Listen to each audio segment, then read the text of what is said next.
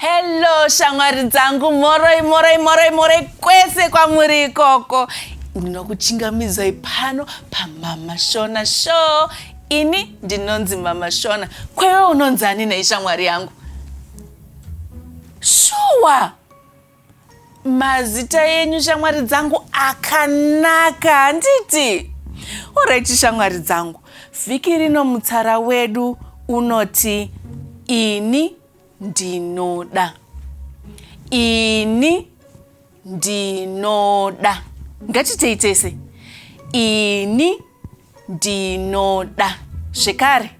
Ini ndinoda. Nechirungu ndiri kuti chii? I love. I love. Mutsara uyu unenge usina kukwana kana iwe ukasapedzisa zvaunoda. Rege ndimbokupai muenzaniso. Ini ndinoda kutamba nhabvu.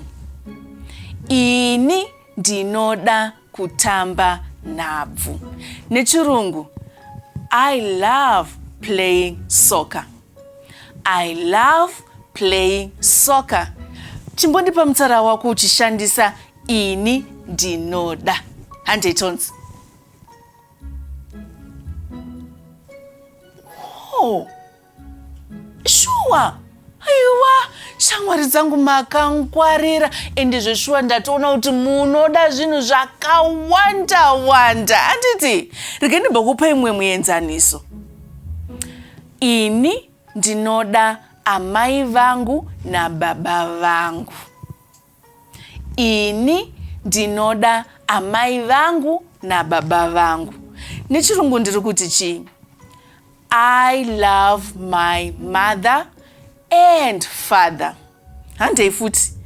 I love my mother and father. Very good shamwari dzangu. Aiwa shamwari dzangu, makachenjera, makangwarira. Ndozoti kumba nekuchikoro muchadzidzisa vamwe, handiti? Nekuti ndogara ndichiti chii? Kudzidza hakuperi. Learning never ends. Ndoshua kudzidza hakuperi. Mungoramba muchingodzokorodza, muchingodzidza. Handiti shamwari dzangu, muchidzidzisawo vamwe zvekare, handiti?